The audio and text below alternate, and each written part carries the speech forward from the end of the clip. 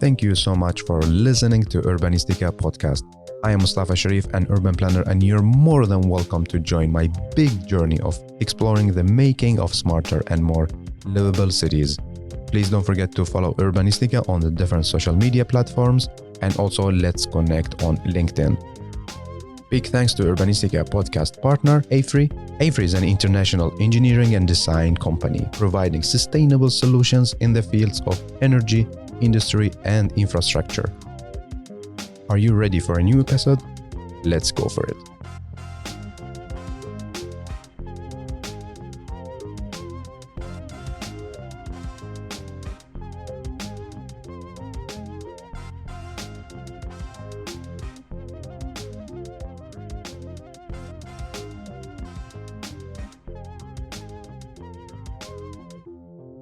Hey, and welcome. Thank you, Mustafa.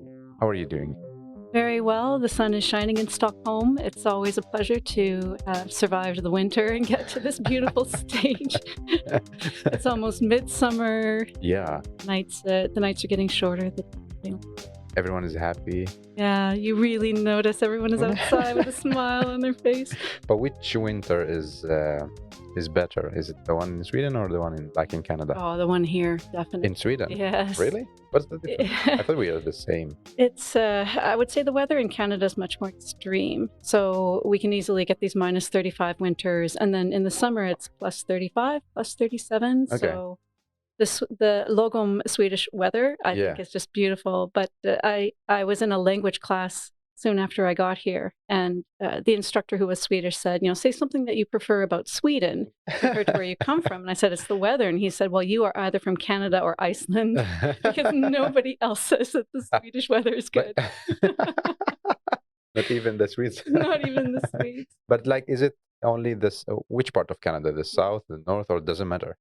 It's a bit more temperate to the coast. I think that's probably why a lot of Swedes like Vancouver. Yeah.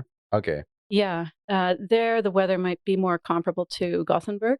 Maybe you get 1 or 2 snowfalls a year. Yeah. Not so hot in the summer. But it's raining a lot. Yeah, the winter, it rains a lot. I used to live there. Yeah. But most recently, I've lived in Ottawa, and there you get these really wild temperature swings, and sometimes 4 meters of snow. It's crazy. I'm getting cold now. So you are our storyteller. Tell the listeners, how would you like to introduce yourself and tell us about your passion? So I'm, as you can probably guess from the first part of the conversation, I'm Canadian, but I've been living in Sweden for just over 10 years. I'm educated as an architect, but I've been working in sustainability since the middle of my program, actually. I've always been interested in sustainability. Since 1999, I was trying to get a job in sustainability, but there really wasn't much to be had. It was very limited work, kind of straw bale houses. I went to school in Canada as well. And then Al Gore's film, An Inconvenient Truth, came out, and that kind of changed the game, at least for sustainability in Canada. Suddenly there was an industry and a demand, and I had quite good timing to have a mentor that kind of took me under his wing early on. So my career really got started in 2007 doing sustainability work, and that was kind of midway through my architecture education. So I haven't practiced as an architect. I've always kind of been a sustainability advisor, consultant. Yeah.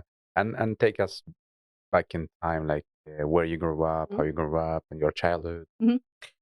So it's kind of funny to find myself on an urban podcast, because I grew up with quite a different upbringing. I grew up on a beef cattle farm in central Canada.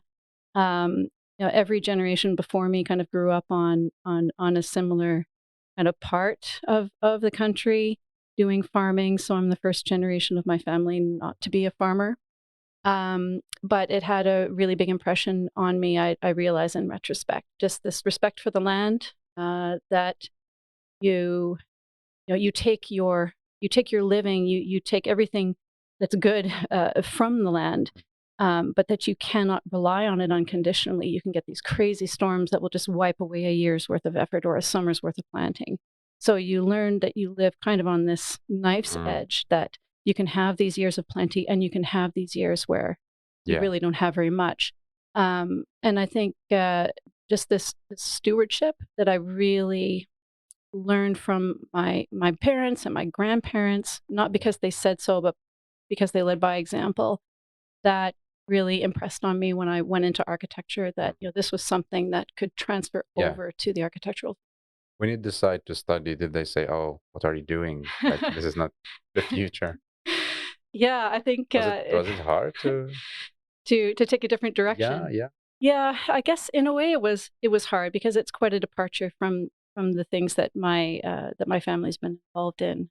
But I took a quite long time to decide what I wanted to do for career. So by the time I decided on architecture, I felt a real sense of purpose about it. Why you decided to study architecture?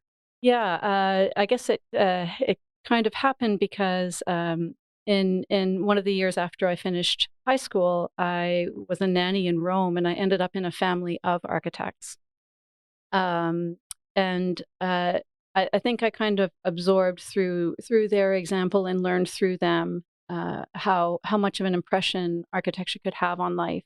Living in a city like Rome, where you're surrounded by this urban fabric that's just dense with history, being able to walk through different eras as you take a walk through the city. So I came back from that year really feeling like the direction forward was through design. And ended up at architecture school. Where did you study? At Waterloo. It's about an hour away from Toronto. Also 5 years? Yeah, more. It's an undergrad that is 4 years, and then a master's program, which depending how careful you are with your time. What do you mean? I was 4 years. It shouldn't take that long.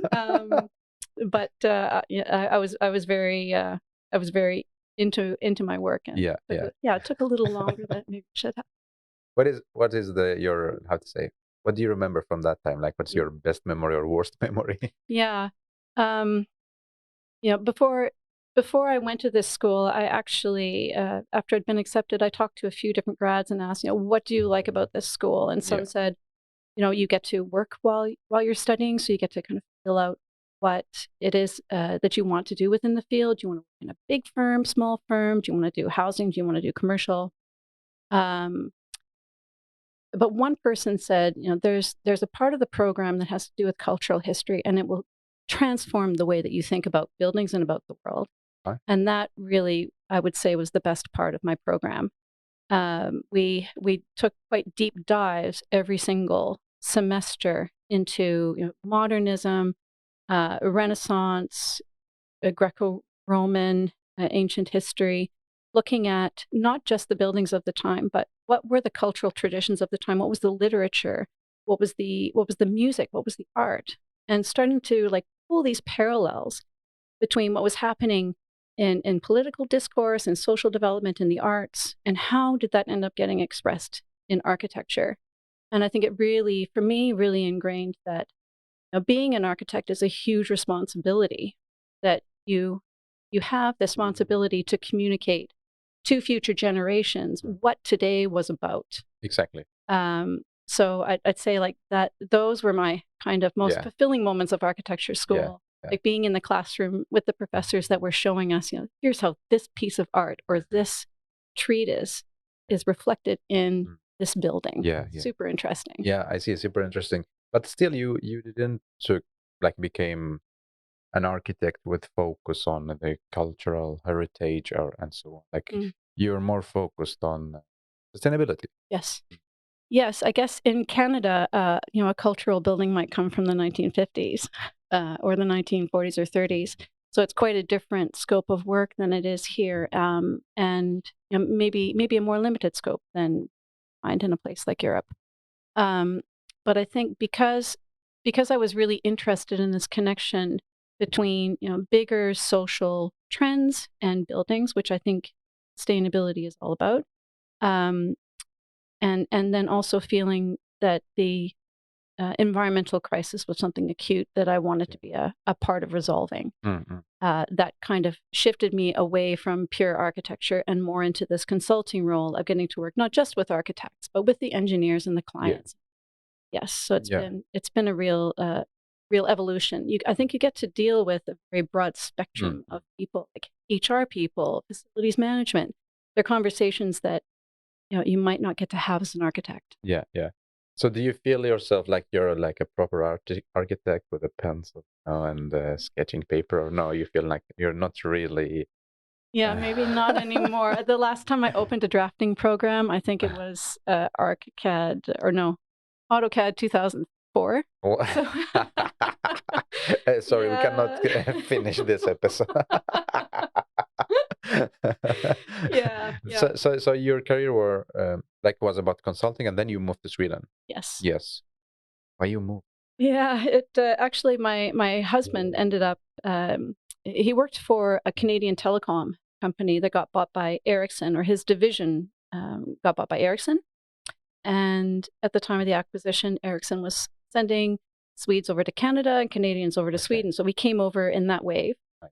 And I wasn't expecting to find work, but I think 6 weeks before we got here, I met the CEO of Sweden Green Building Council at a conference in Toronto. Yeah. And we had lunch for a couple of hours, and he said, "Yeah, just swing by the offices at Sergels Torg. Swing by when you get to Stockholm." Okay, cool. So I was able to land in a job, which for Ericsson spouses, it's not so often that you can find work on your Yeah, own. yeah. And then things just went really well. I ended up in a lead project maybe 4 months after I got here, and it just kind of evolved from there. So Nice. then we decided to make it semi-permanent. Yeah, yeah, yeah. And recently you work at Tengbo. Mm-hmm. Yeah, and you work with which kind of projects? At Tangboom, I was doing mostly consulting work, so some lead consulting, well consulting. That's really something that we see an evolving market for. And I think that's because the conversation around social sustainability is becoming more prominent and more sophisticated. So I think in the early days of sustainability, it was very much about, how's our energy performance? Can we Yeah. tighten that? How can we buy green energy? Can we get recycled content in steel? And those conversations just became more and more sophisticated, and until the time when we realized, we're kind of dropping the ball on the social sustainability piece.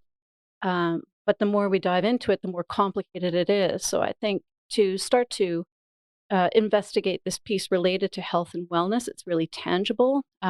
It's I think for someone that occupies a building, it has immediate relevance. Mm. For property owners, they're interested in creating value for their tenants. Yeah.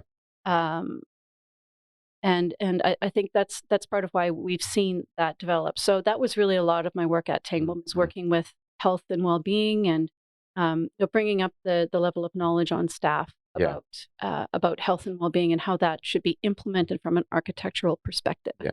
Because I thought you're only working with the ecological part of sustainability, like the energy and so on in the buildings, but you work more with the social as well, right?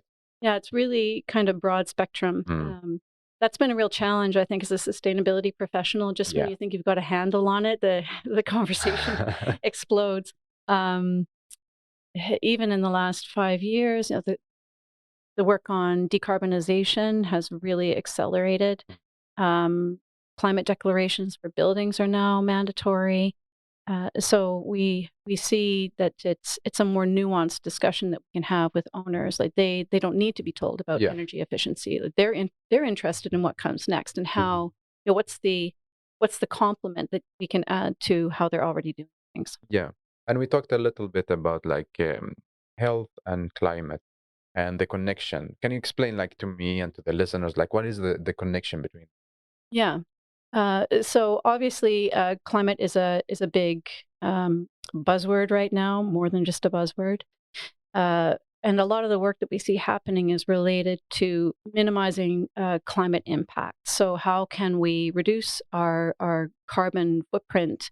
Operational energy, we've been getting a good handle on over the years. Now we see that the discussions move much more to embodied carbon and embodied emissions. So how can we reduce the carbon footprint of new building materials? How can we increase the reuse of materials? At an industrial scale, this has traditionally been a big challenge, especially for large projects that need large number of doors or a large number of ceiling panels or a large number of windows. So those markets are developing. But it kind of feels like this piece around climate and health has not really been fully explored. And maybe that's because we just can't focus on everything at the same time. But if we kind of step back and think, what are those climate-related health impacts? We maybe have a tendency to think a little bit too apocalyptically about it, like sea level rise and 500 meter high tsunamis that are crashing through cities. But the fact of the matter is that the climate's already changed. Climate-related health impacts are already happening, and in a sense, it almost feels like this death by a million cuts, because it's not just people living in coastal communities that are having their homes taken away, but it's everyday people in kind of everyday situations whose health is being impacted by the climate already. So in the first 3 weeks of July in 2018, there was a heat wave in Sweden that, after the fact, they were able to determine there was about 700 additional deaths during that time that they could attribute to the heat wave. Why is that? Well, some research out of Umeå actually showed that the death rate, the mortality rate, goes up about 10% every time there's 3 days in a row of temperatures over 27. Wow. 27 is nothing. It's nothing. And one of the problems is that if you're someone who is largely shut into your residence, you don't have refuge from there. So in the same kind of time period, beginning of July 2018 in Quebec in Canada, there were almost 100 people that died in a week from the heat wave. And they were able to determine that most of the people that died were actually elderly men alone in their apartment. So it kind of shows you that it's not merely a climate problem, but it's also like the social connection. The social infrastructure was not there to check on them to make sure they were okay. And we know that people that are elderly, as well as people with certain illnesses, respiratory, for example, children are also really susceptible to elevated heat levels. Do we have appropriate kind of oversight for the people that are at risk? It's a problem in Sweden because we don't typically design our residences with mechanical cooling. Kind of rely on, okay, we'll be able to open the windows and flush it out at night. But are we certain that the window size is commensurate to being able to ventilate it properly? Why we don't do the mechanical? I think it just traditionally there hasn't been a demand for need for mechanical cooling. You mean like the air condition or? Yeah. So some sort of like mechanical installation, to cool a building. Yeah. We see that quite commonly in a commercial occupancy, but not for residential. So you can have an 8-story high apartment building. There's no mechanical cooling. And one of the problems we have in Sweden especially is the sun goes down very late. Yeah. You get these very sharp solar angles that can penetrate right into the building and keep warming up a residence quite late into the evening. So even your cooling potential that you might take for granted in a more southern location, that doesn't actually practically work here.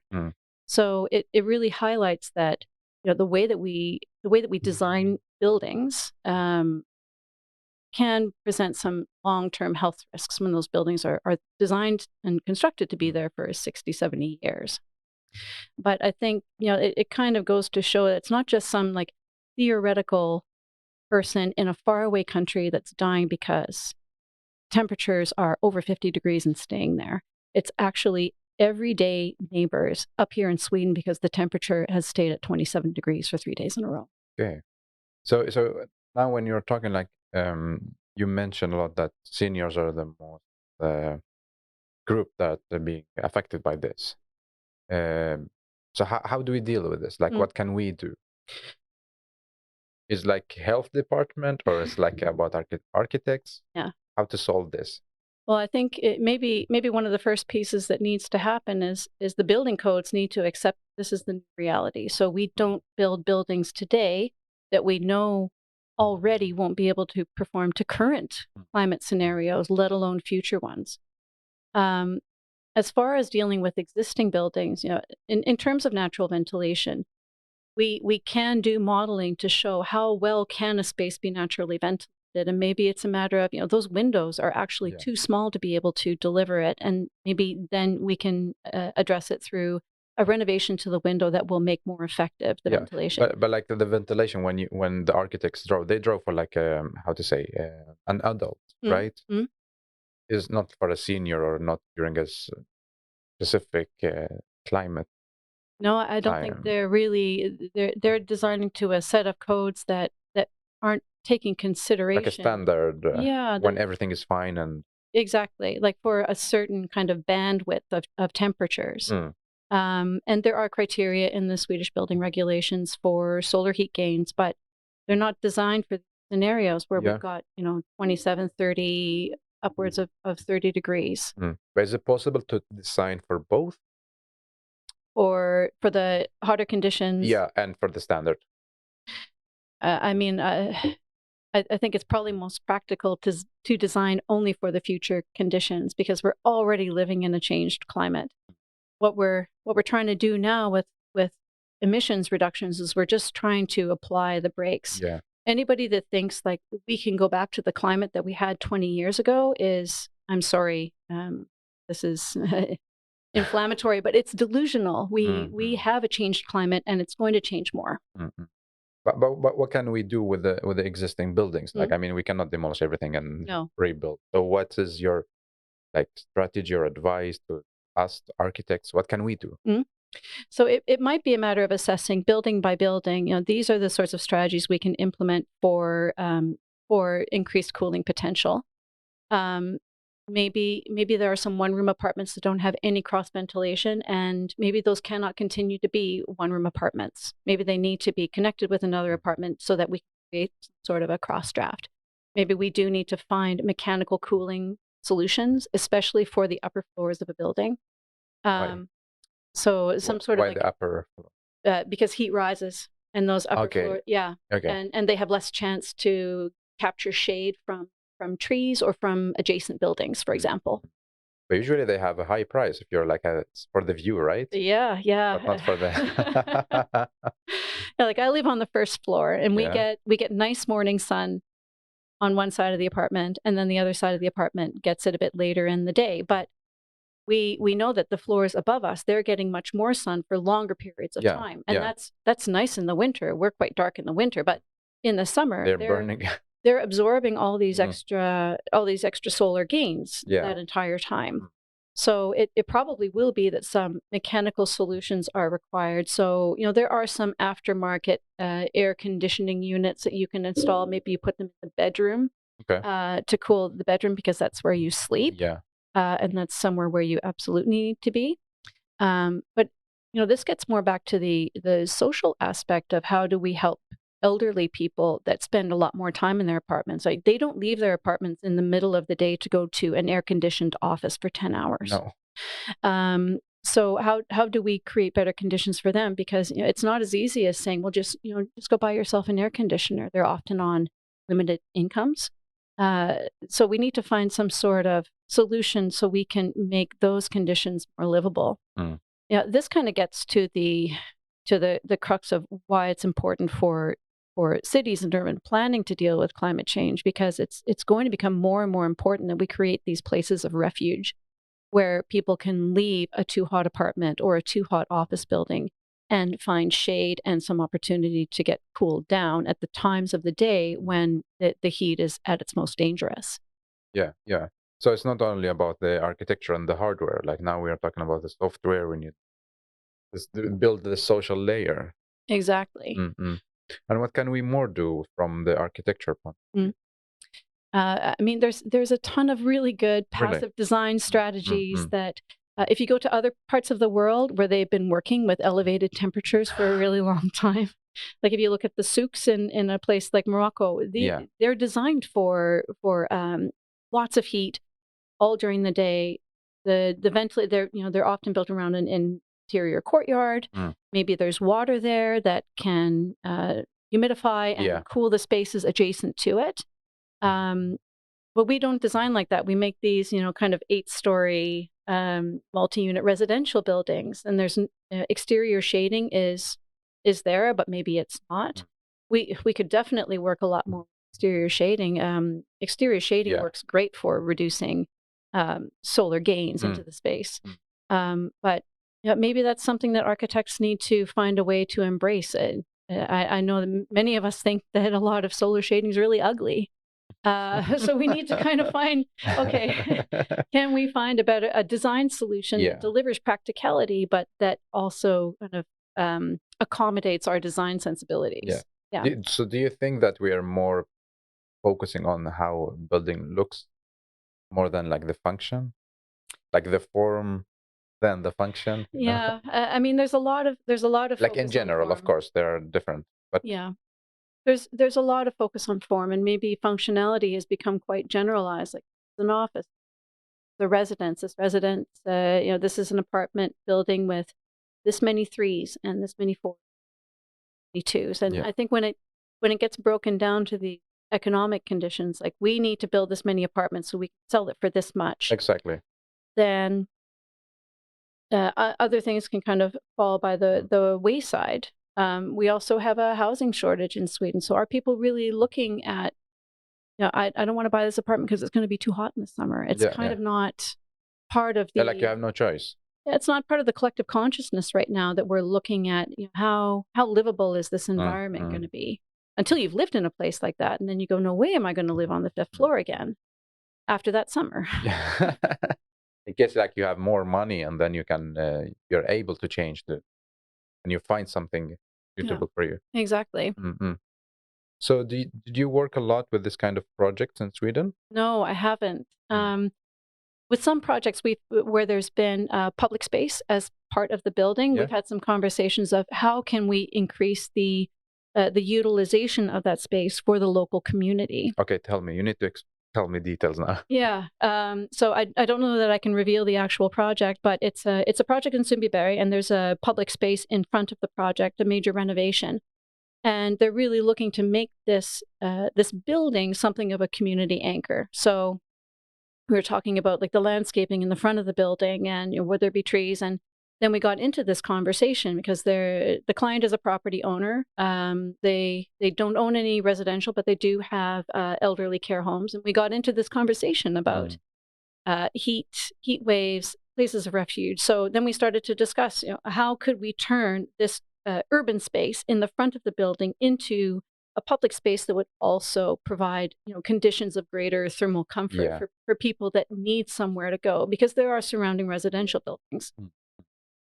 So what kind of, or I have a question to you, because there was a conference here and we asked like Jan Gehl, we have like, in Sweden when the weather is good, so everybody's outdoor and so on. What can we do when everything's dark and it's winter? So now you're like, when we talk, we're focused on when it's super hot and so on. How is it when it's too cold? Is it the same things happening or no? I mean, winter storms are also a risk. Maybe not so much in Sweden, but if you think of other places in the world where, actually, if you look at less urban places in Sweden, if you were somewhere that got shut off from electricity and power during an ice storm, that obviously that creates some risk conditions. But it kind of highlights that how well do we design buildings for resilience? Like how well do we design a building that if there was a commercial building, for example, where the district cooling system broke down, and it has happened, and it will probably continue to happen. How are those buildings designed to continue to provide an indoor environment that isn't deadly if it takes a couple of days for those systems to come back online? Same thing with water. Like we have quite good water systems here. But if there was some failure in the municipal system, how does a building ensure that there's water safety for the period of time until the municipal system is back online? Especially now we're talking about like the wars coming and so on. So maybe it's like we should really pay attention to this aspect. Yeah. I think resilience just has to become a bigger part of the conversation. As Sweden is starting to realize water shortage, as a place like Uppsala, for example. Vasakronan has some new projects there that are flushing the toilets with rainwater. Okay. And this we really haven't seen much of in Sweden, because there's the general mentality that we've got lots of water. Yeah, we have. Yeah. But actually, we don't. I think it was again in 2018 during the heat wave. Over 200 of Sweden's municipalities claimed a water shortage. Wow. Who will imagine this, right?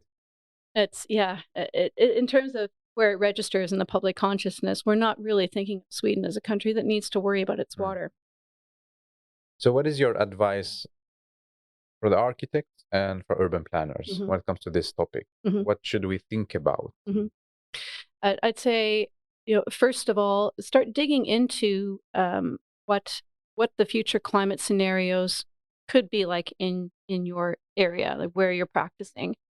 Just keeping in mind, like, these are a moving target. Even the experts aren't able to absolutely pin these things down. But there's some great resources like the Network for Greening the Finance Sector, NGFS, has a climate explorer that you can just access for free online. You can pick out your country. You can pick out indicators like, I want to see what happens with air temperature all the way to 2100, or crop yields, or precipitation. You can see, according to the different scenarios, if we hit the 1.5 degree or 2 degree or business as usual, you can see what the effects will be, what we have for temperature increase. Yeah, so who will imagine that, like in Sweden, we say, okay, wait, there's a lack of water. Yeah, it's something that we just haven't really had to address on a big scale before. But given the conditions of the previous heat waves, and you can even look at a situation like Gotland where they have a critical water shortage. Yeah. So in some ways we're implementing strategies that are good. Like we have quite effective water consuming fixtures.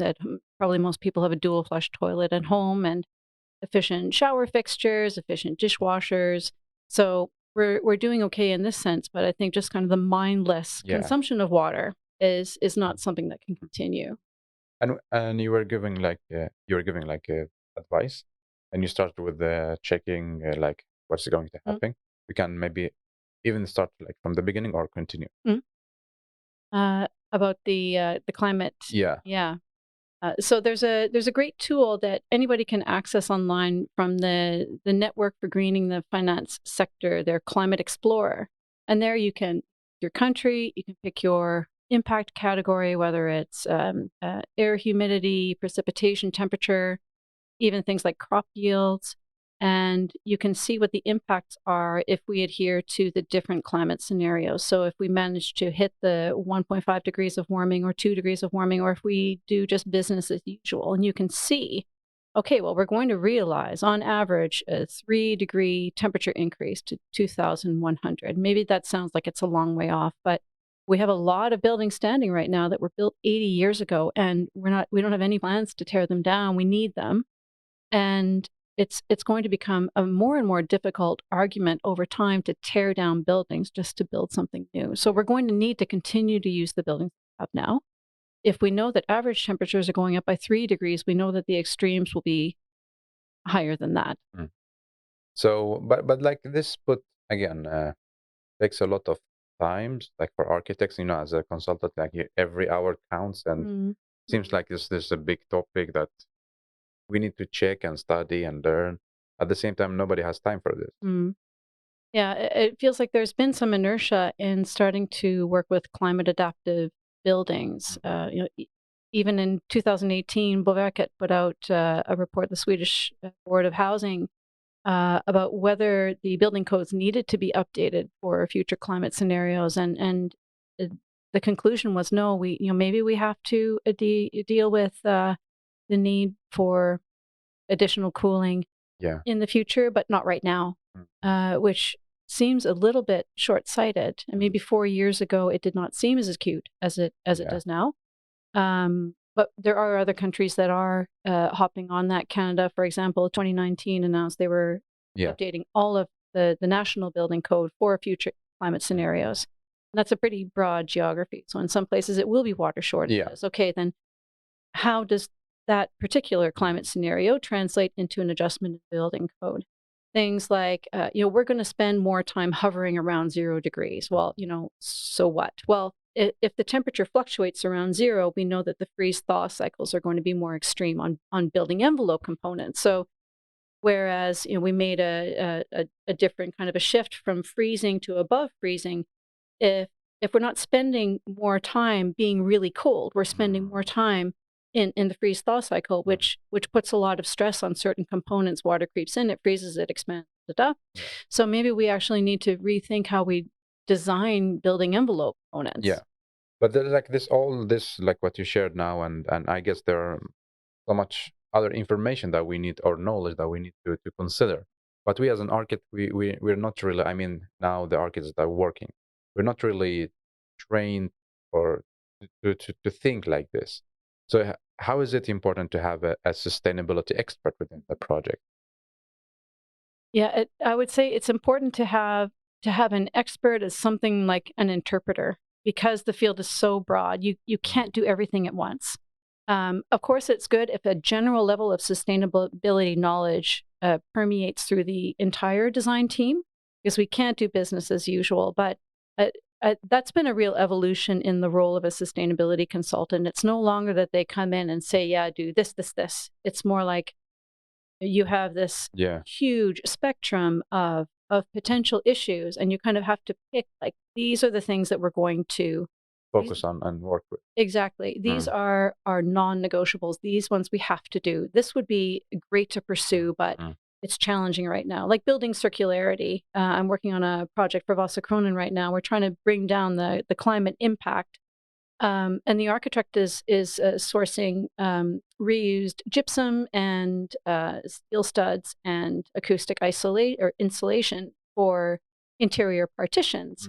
And this is amazing. Like a few years ago, you couldn't even talk about doing it. So you can't, like, where are we going to get that material? But now it's a part of the conversation. So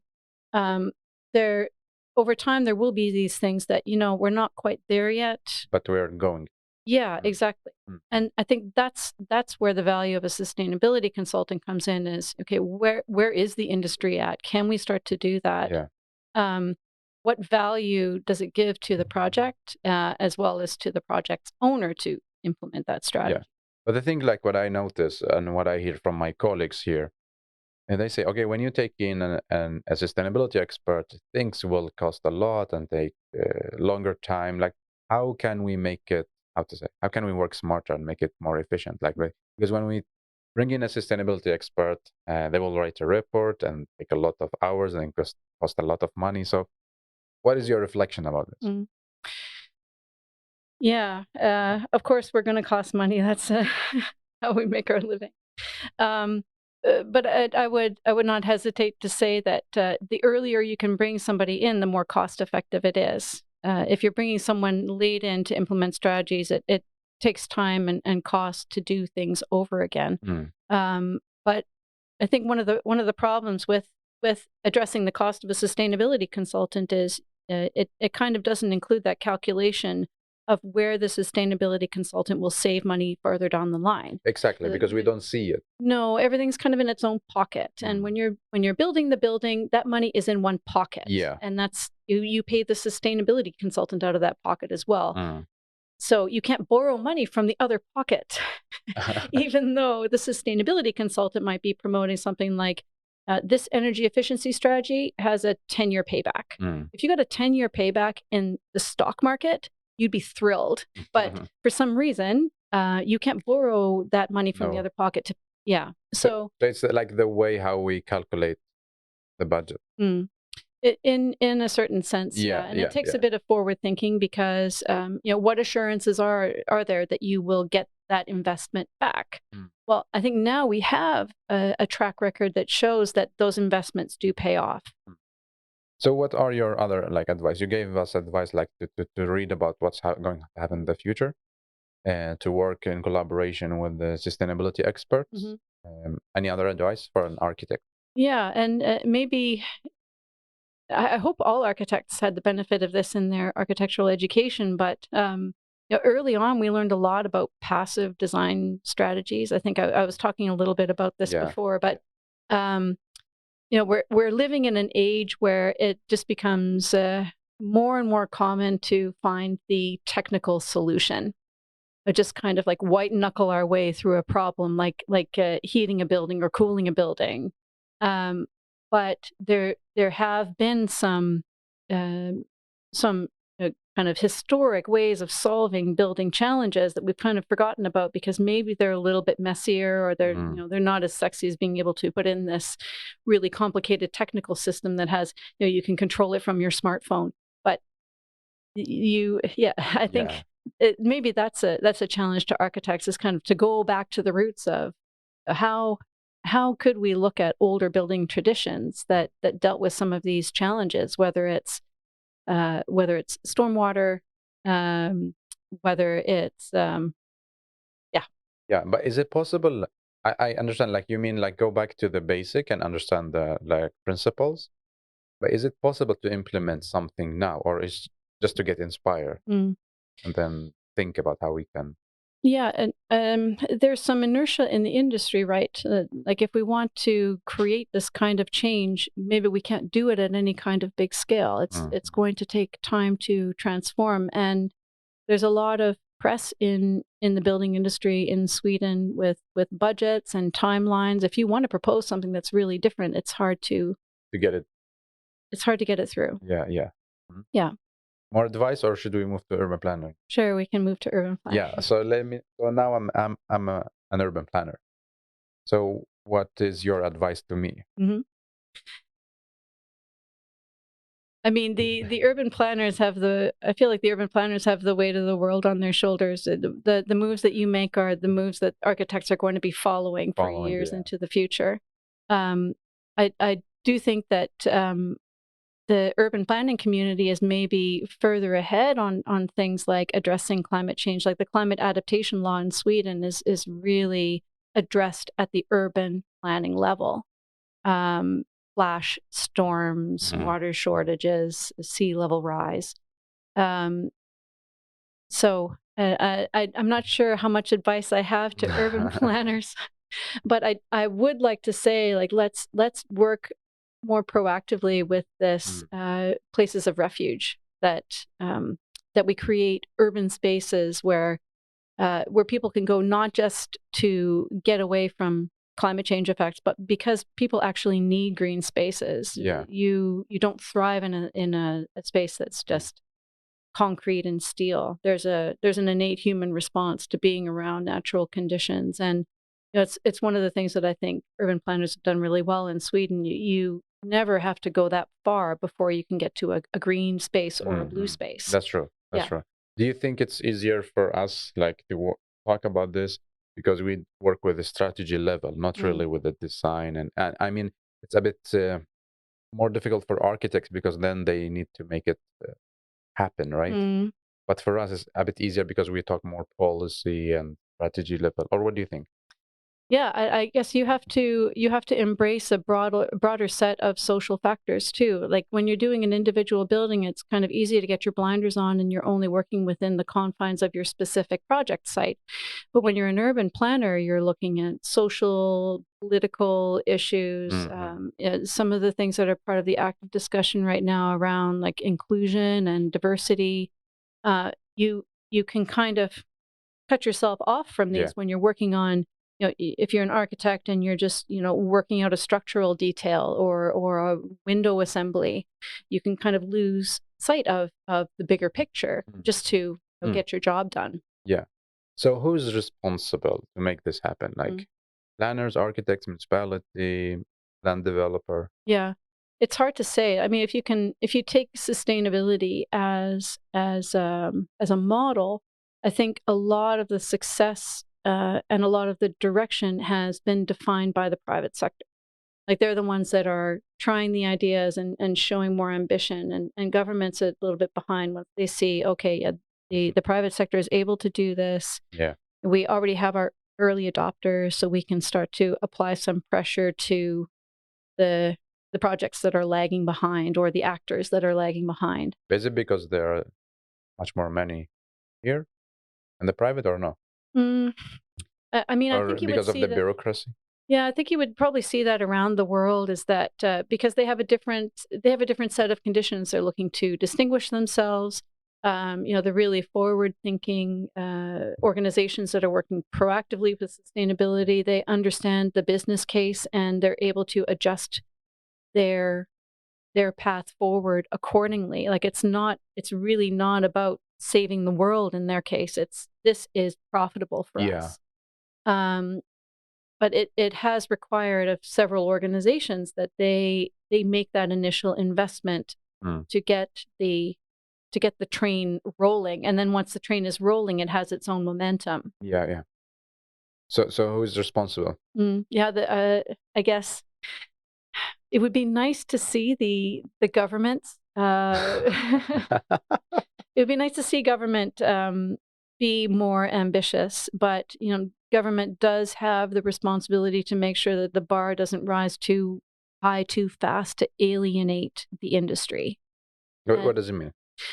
So if you, for example, this with the climate declarations, it's something that they've been talking about for years. Yeah. And there was lots of notice that January 2022, if you have any public building, you're going to need to have a climate declaration. And by July, it's going to apply to all buildings. So we had years to prepare. Okay. Like for really? LCA, for LCA experts to develop the competence to deliver the climate declarations, for organizations like IVL, Swedish Research Institute, to populate the database with information, default values on materials where there wasn't like a product specific piece of information. Yeah. So that the industry would be ready. But now we're 5 months into 2022, and we still have lots of actors that are saying like, I don't know, who do I call to get a climate declaration? Okay. Like, well, we were like talking so many years, about this. Yeah, we've been talking about this for a few years. Like definitely 2018, 2019, Buvak was already saying like, this is what we're looking at. Okay. This is coming. Even so if prepare. Yeah, exactly. This is coming. You need to prepare. Okay. So you can understand that their agencies like the Swedish Board of Housing are also in a push and pull, where they have the ambitious actors that are saying like, we need to push harder because we have a climate crisis. But they have to make sure that the net captures everybody. So I don't know. I don't envy them the job of finding where that spot is, so that it's maximally inclusive, but that still drives the industry forward. Yeah.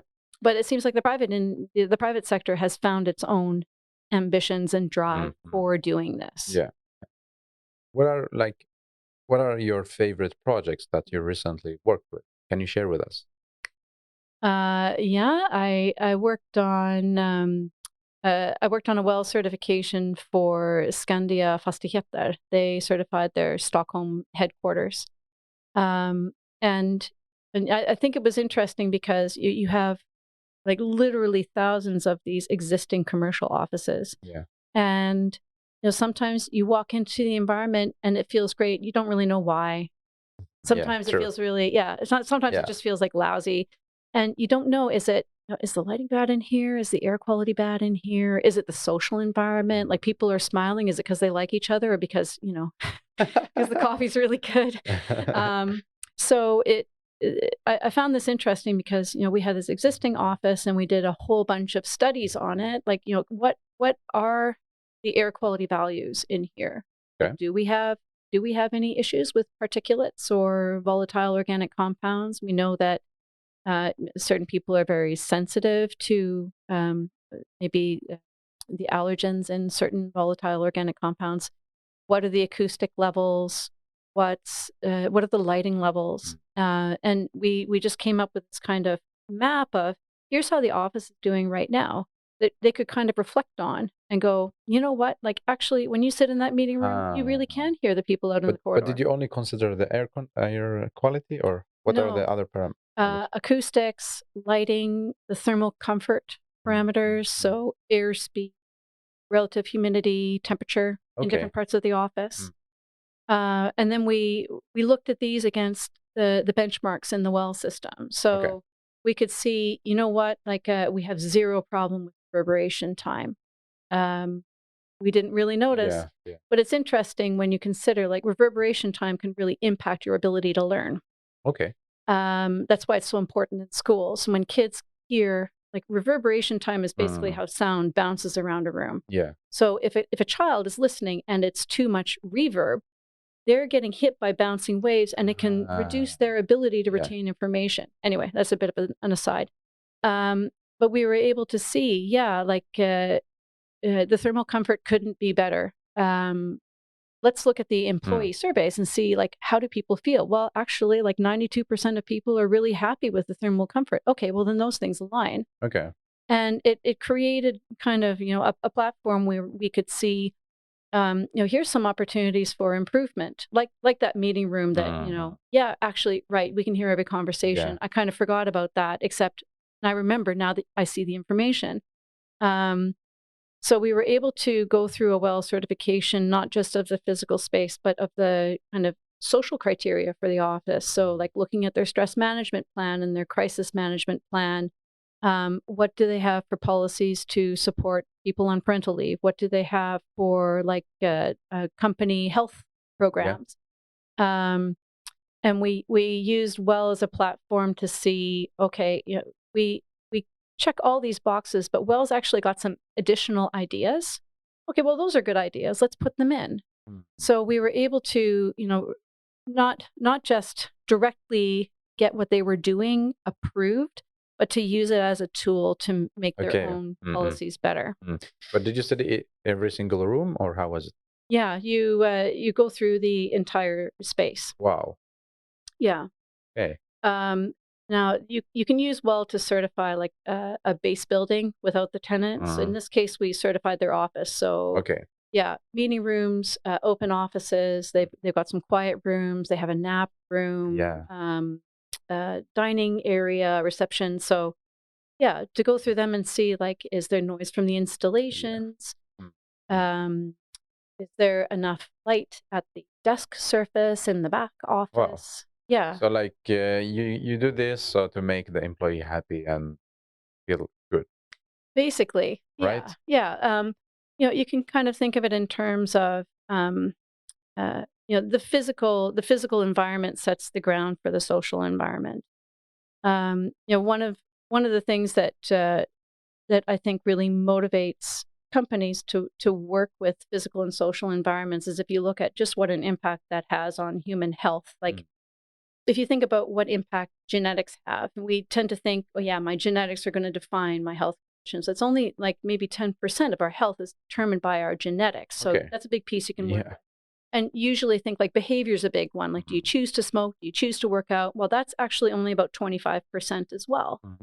What kind of healthcare access do you have? Like, if you can't get to a doctor, if you can't get a yearly checkup, that's going to have an effect. But the biggest piece actually is physical and social environments. And if you take the example of the cigarette, like, we tend to think, yeah, if I'm sick from smoking, it's because I picked up the cigarette and smoked it, and certainly that's a factor. But think about the physical and social environmental aspects of that. Like, where'd you buy the cigarette? How much did it cost? Do you have a smoking buddy?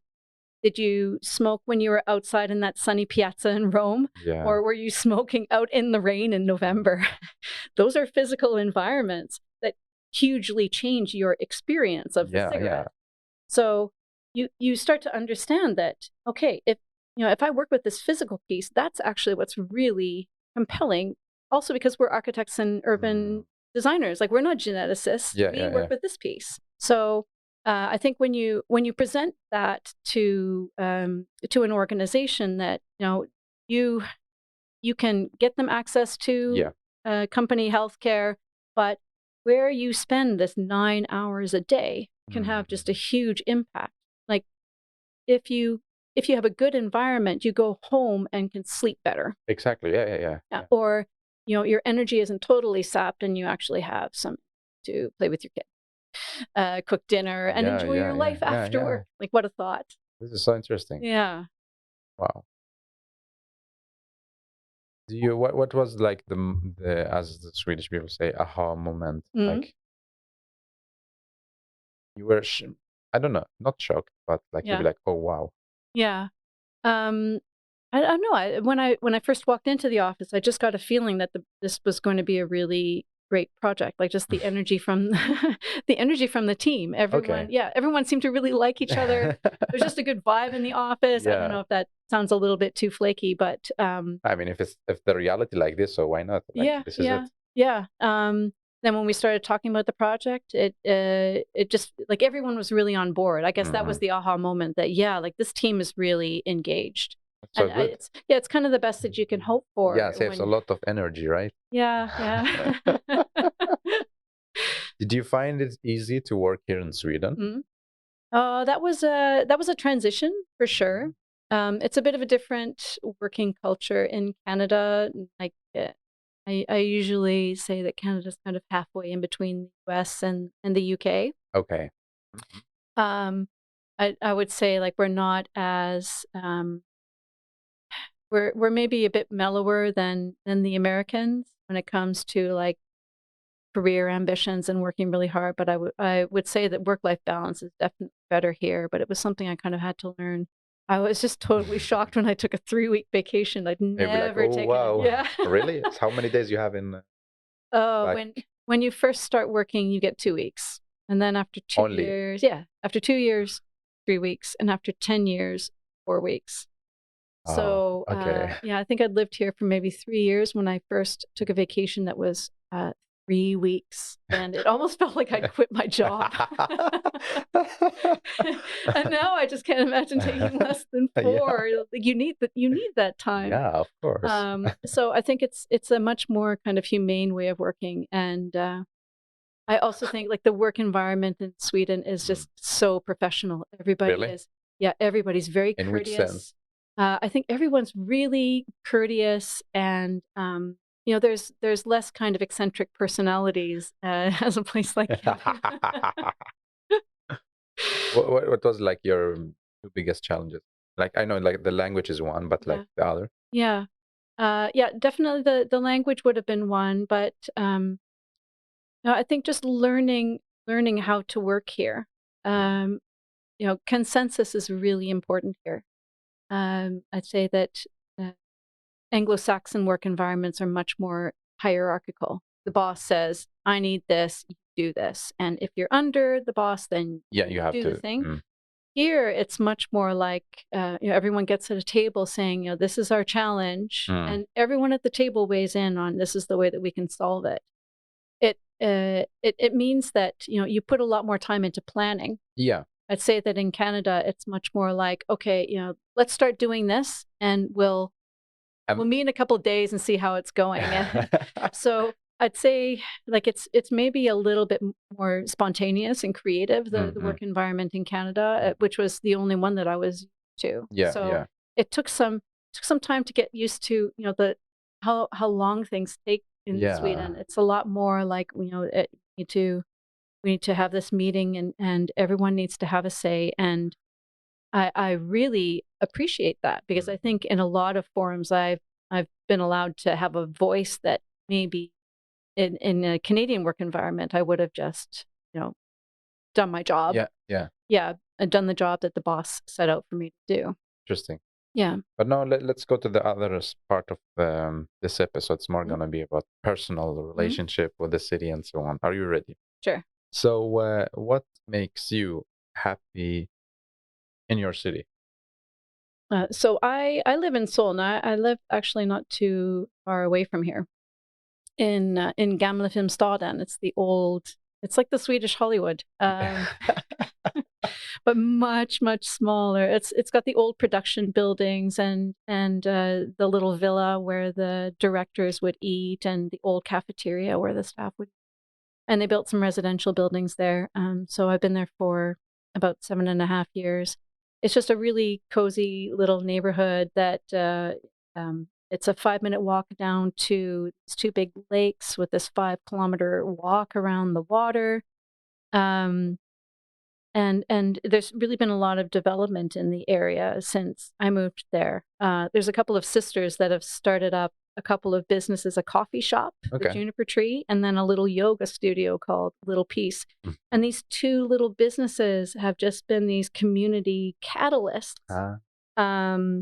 for my upstairs neighbor goes to the same yoga studio, and a person across the street goes to the same yoga studio. So they've really been these anchors for the development of this community feeling around the neighborhood. So that's something I really love about living there is you know the people in your area to say hello. There's these little places where you walk by and wave hello to the owner. Um, Super close access to nature, very family friendly. And then there's this heritage too of Swedish Hollywood. Yeah. Ingmar Bergman filmed his movies in the area. So this just to be a part of this at one little moment in time is really interesting special. that what you mentioned now about like a local community. Mm-hmm. Because usually maybe people have another image about the Swedish community, like it's very hard to get in. How is it for you? Yeah. Yeah, I would say that it changed a lot after I had a kid. Okay. Yeah. I guess maybe people say the same thing about getting a dog, is that they're like, just kind of instant conversation starters. Yeah. But you have a kid, and then suddenly you meet all these other people that have kids, and it really strengthens your sense of attachment to the place. But I want to actually mention a book that I've been reading. That there's a book called "This Is Where You Belong: Finding Home Wherever You Are" by Melody Warnick, and basically she found herself feeling kind of displaced after a move to somewhere that she didn't know anybody, and she basically tried to figure out, how can I make it feel like I actually live here. And so she's got different strategies. Like she created a little neighborhood group that once a month they go to a local business and they commit to spending $20. Wow. And so, once they went to this skateboard shop, and most of them are like, I have nothing to skateboard shop, but they buy like a t-shirt for the nephew for upcoming Christmas. And the kids that own the skateboard shop are like, wow, thank you so much. This is the best day we've ever had. Yeah. But it really strengthens these kind of community connections. And I think Solna is one of the places in Stockholm with the highest number of immigrants living in the municipality. So there's a lot of us that are, we're coming from outside the country, or we're coming from outside Stockholm, and we're building a community here. So I think little tips like this, that having these little community anchors or community groups can really increase this sense of belonging when you're so far from home. Yeah, yeah. And what makes you sad? Oh, sad about the city. Well, that I'm moving away. Okay, so you're moving back. Yeah, I'm moving back to Canada in 3 months for family reasons. So I'll be very sad to say goodbye to the neighborhood. But I suppose some of the things that I think that the municipality could be doing better. There's been a lot of closures of schools and of playgrounds. And these are an extremely important resource to parents and to families and to children. I'm not sure if politicians quite grasp just the kind of flight that there is to more school-friendly, park-friendly, family-friendly municipalities when shutdowns are happening. And I understand that there's press to build more residential, but it shouldn't come at the cost of green space. Yeah. That's one of the things that that's troubling. And you can open up the local newspaper, and it just feels like so much finger pointing. But at the end of the day, it's a failure to preserve these spaces. Yeah. I'd also like to see a little bit more attention paid to them. We're right on the border of Sundbyberg, and I feel like I can level some criticism at Solna stad that the playgrounds are not as well maintained as in Sundbyberg. So we quite enjoy going to Sundbyberg's parks instead of yeah. But that feels like a pity, because there are some great parks in Solna, but they need a refresh. They're very well used. Yeah. So the next question is, what should architects stop doing?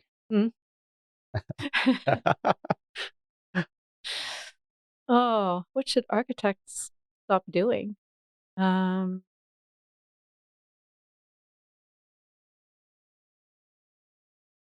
Okay. I personally would like to see more eclecticism in Swedish architecture. I think if you go to other Nordic capitals, you can see a lot more diversity in buildings, and we have a lot of quite conformist architecture here, and it makes for a very harmonious urban fabric. But I think it also limits these kind of moments of delight that you find Mm. in cities with more architectural diversity. Um, it gets back to the point that architecture is a form of media, and it's one of the oldest, and people have been using buildings to communicate forever, Yeah. since long before we had paper presses. This was how people in power communicated to people that they had power. Um, and the buildings that we build today stand as a record to future generations of what was important to us.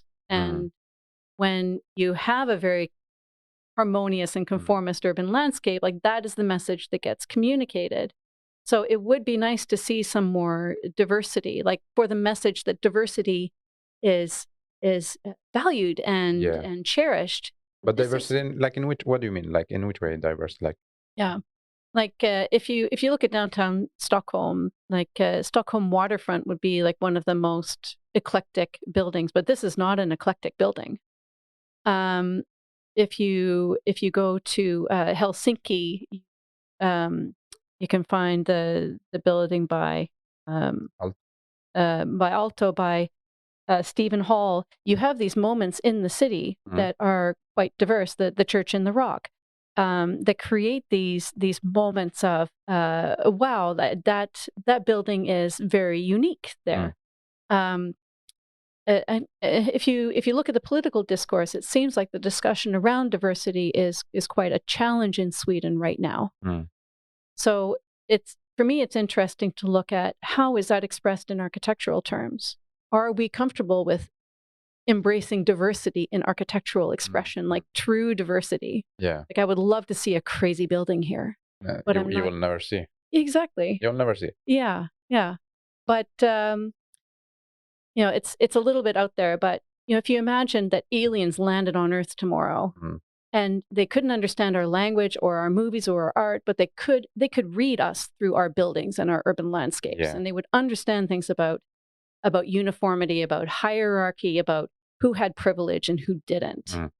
Um, and people read buildings in the same way. And 100 years from now, how will the future generations Yeah. reflect on our embracing of diversity if our buildings don't tell that message? Yeah. Yeah. I think it's also like if an architect wants to do something, let's say diverse or let's say crazy, they will get attacked by the society and not only like by by the professionals. Yeah. That makes this kind of feelings. Okay, be careful, don't go crazy. Just stick with how everything looks like, so you will not get critic from the others. And then like it's lower the creativity. I think. Yeah, yeah, and I guess there's nobody likes to be in a position Yeah, of conflict yeah, either. yeah.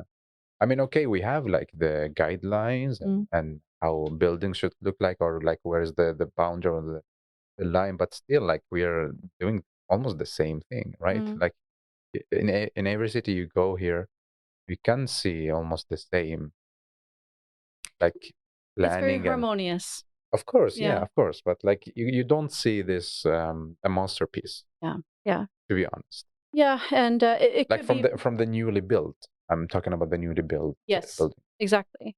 And I think if you visit, it could be my Canadian side coming up that I'm longing for that kind of diversity. But if you go to a place like Toronto, you can find no shortage of architectural gems that have embraced Hmm. eclecticism.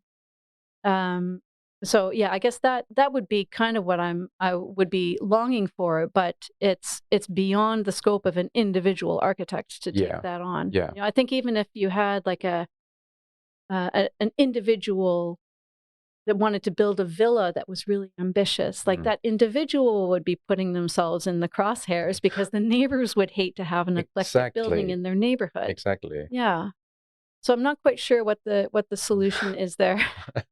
And maybe it's this kind of chicken and egg, like maybe with an increased diversification of society, it will just become an undeniable Yeah, like force. by Yeah, time. exactly. And then we'll start to see. Yeah. So to answer the question, what architects should stop doing, you have no answer? Or try to push maybe for more diverse. Yeah. Try to embrace diversity. Yeah. And if you, let's say you are a mayor in each, and you're allowed to add one rule or to create one thing in all the cities, what will you add?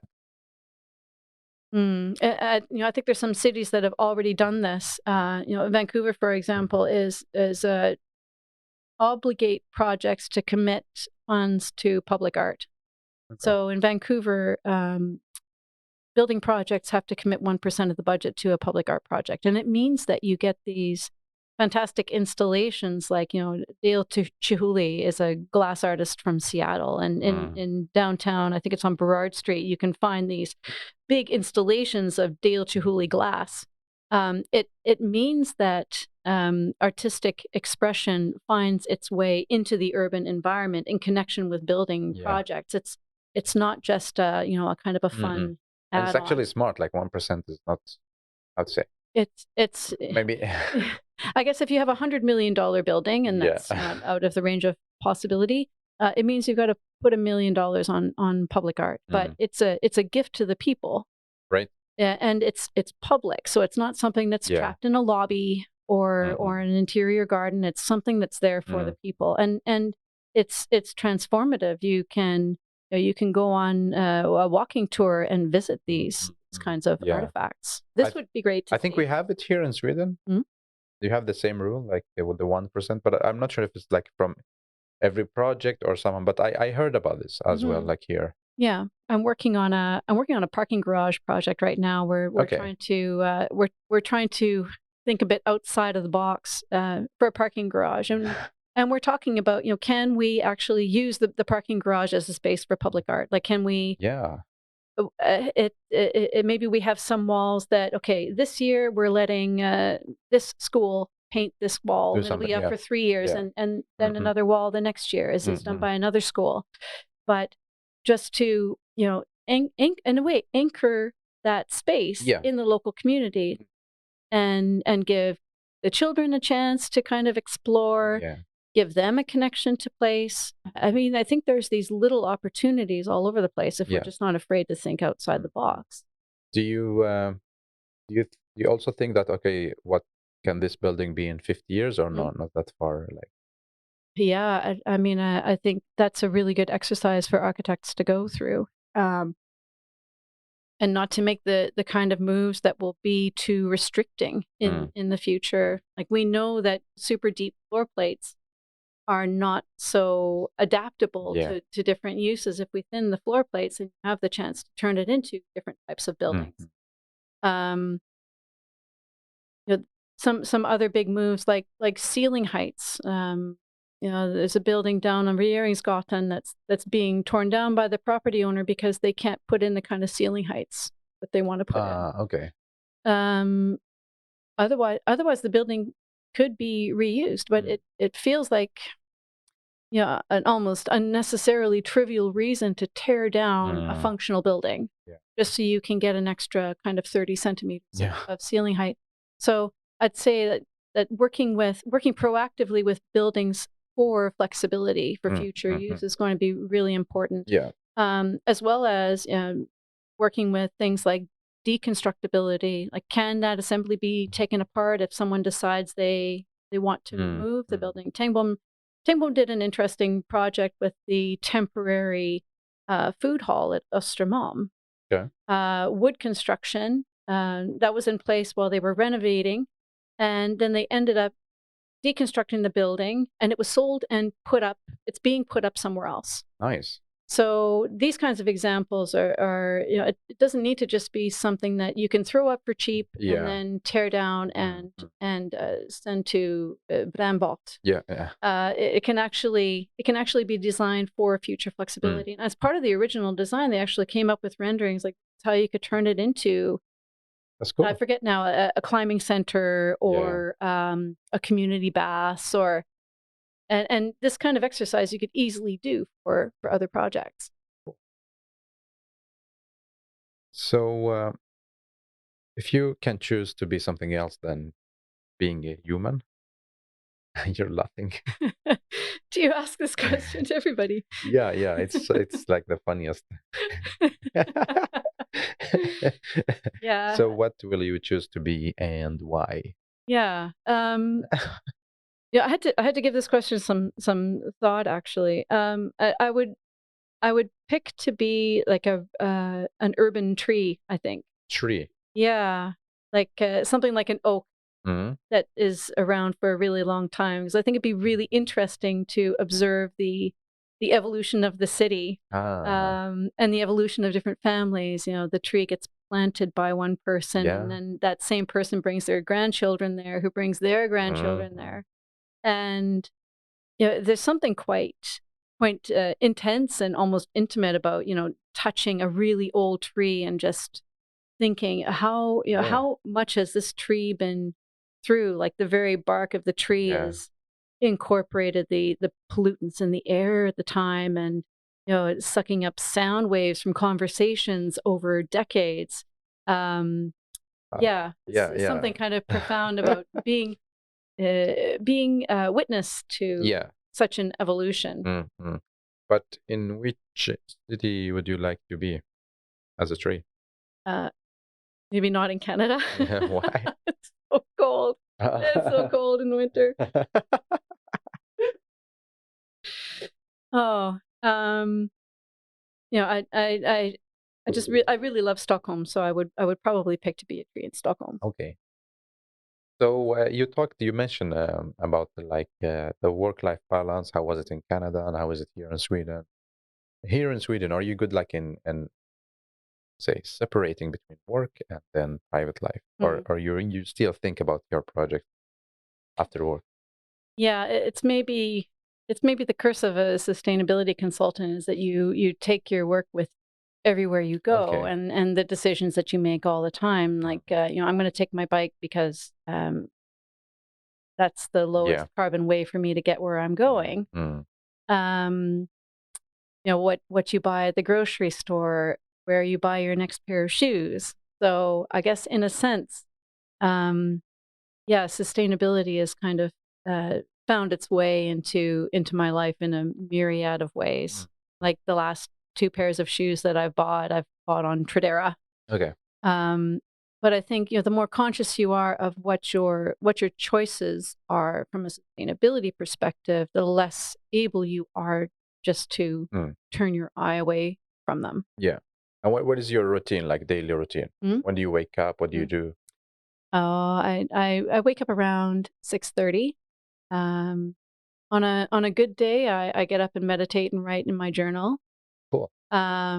If I don't manage that because it's getting bright quite early on, my my son comes and wakes me up, wakes up the whole family. How old is your son? He's 5. Wow. Yeah, so it's a fun age. He's still at the age where he doesn't mind a little morning cuddle. Um, uh, and yeah, then it's work during the day. Yeah, and the night routine is. I don't know if all parents are like this, but life becomes really kind of simplified. Like make dinner, hang out together, go to bed Yeah. What time do you go to bed? around 11, Okay. and I try to read before I go to Yeah, bed. I see you have a.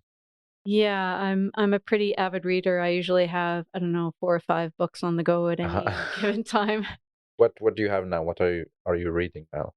Yes, so I'm reading this book about belonging to the city and finding home anywhere you go. The one you mentioned. Yeah, Yeah. Yeah. yeah. I'm reading Not This Kind of Girl by Lena Dunham, which is just hilarious. Mm. She was the producer and the star of Girls, and um, I'm also reading. I think it's called The Happiness Project. Okay. Yeah, So it's about like how to reframe your I guess it's perspective. not architectural project. No, no. And then I'm also reading Values by Mark Carney. Okay. Mark Carney is he's the former head of the Bank of Canada, the former governor of the Bank of England, and the special envoy to the UN for climate related finance. I think it is. Anyway, he just he wrote a very thick book, 600 pages or something, on values and especially how the proposition for values, the financial value, has changed over time, and what implications that's had through the COVID pandemic and into the climate Oh, crisis. did you read it, all of it? Not yet. Is the other... Yeah, I'm educated as an architect, so reading an economic treatise is going a little bit slow.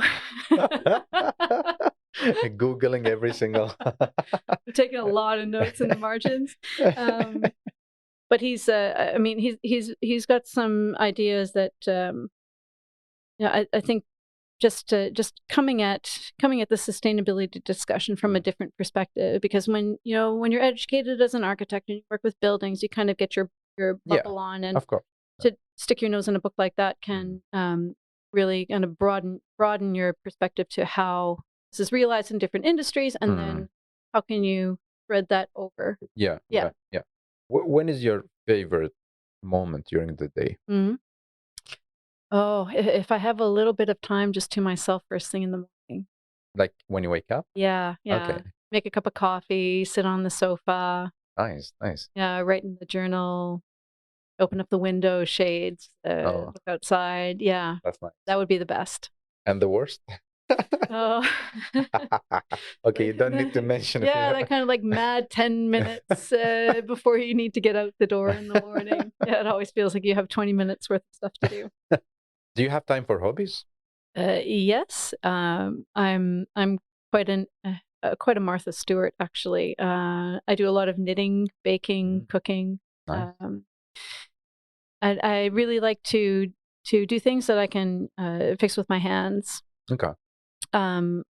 Maybe this is also kind of a sustainability hack as well, but when you think about consumption patterns and how many sweaters you could buy for 2,000 crowns, that if you buy them at a fast fashion outlet, you can buy 4 sweaters, wear them 3 times each, and then toss them in the recycling bin. But if you take that 2,000 crowns and spend it on yarn and spend 50 hours knitting a sweater, it suddenly has a completely different value proposition.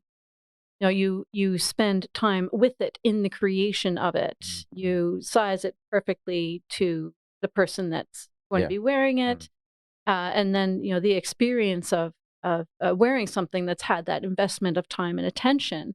I kind of feel like time is the most valuable thing that I have to give. So it's my favorite thing to knit things for other people. Yeah. It's a gift of my time. So I'm trying to get more into this kind of connection to things. And one of the ways that you can do that is by actually making the things that you wear. Yeah, exactly. Yeah. But I also, I also like to do a lot of things from scratch, like, not buying the processed version of something, but making it, from the beginning at home. It's very satisfying. So you have like a good balance between your life, I mean, private life for yourself and for your son, family, and for the job. Do you keep a good balance? Oh, on and off, I would say. It's it's been a real challenge in the pandemic. I guess it's been a challenge for a lot of people. Different kinds of pressures have come on, and it's maybe affected other expats in this way as well. But it's been a special set of challenges being really far from family at a time when there's an illness that no one really has a good idea of what the long-term prospects were going to be. So I'd say that my balance got really kind of shifted in the pandemic. Yeah. Canada had a very different response to the pandemic than Sweden did.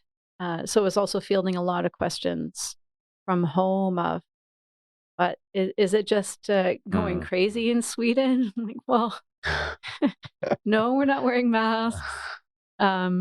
I mean, in retrospect, it's very Mm-hmm. easy to look back and say, I'm enormously grateful that my son went to daycare during the pandemic, and he wasn't learning in front of a computer.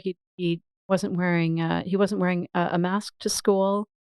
They were taking other measures. Friends back home with kids the same age have had just enormous challenges trying to manage work and at-home learning and childcare. But while it was happening, it was a real kind of feeling of uncertainty of who's got it right. Like Canada's a very high trust society, Sweden's a high trust society, but their approaches to the pandemic were very different. What's the right advice? So yeah, you kind of occupy this no man's land between the two, trying to find something that will work for your family. I thought like we're this almost same, like Canada and Sweden. Do you feel this or no? Yeah. When we first moved here in 2011, we hadn't been here more than a few weeks when my husband and I said to each other, like, this move was easier than if we went to the States. Really? Because, and I think before we came, we thought, we don't speak Swedish. It's going to be, but what we very quickly came to realize is that, when it comes to the really important things, Canada and Sweden are quite aligned. Like both Canada and Sweden have like a big love of nature, but we also have very long parental leaves. We have social health care. University is not free in Canada, but the government pays something like 90%. So almost. It's almost free. I mean, of course, it's a tough slog when you're a student trying to pay tuition, but it doesn't have to be a limiting factor. Like if you want to go to architecture school, you can. The cost does not prevent you from going to architecture school. And we kind of realized, like, okay, we have to learn a new working culture based on consensus and making plans. We don't speak the local language, but it would have actually been easy. I think would have been harder to accommodate the kind of social shift that would be necessary to move to the US, like suddenly paying for healthcare, this increased divide between the haves and the have-nots. I think when you come from societies like Canada or like Sweden, it's not much of a comfort to say, okay, well, if my kid gets sick, I've got healthcare, like he's okay. When you think like his best friend deserves to have just as and I think to move somewhere like the US would have been a harder transition. Like maybe no parental leave. So that was quite a pleasant surprise that some of those social sensibilities to which we felt attached were things that made Canada and Sweden quite similar. I'm happy to hear that.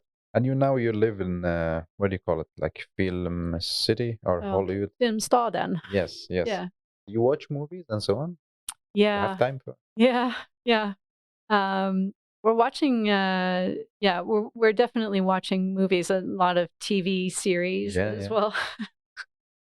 I guess like everybody. No, I thought like it's a special when you're living in the Swedish Hollywood.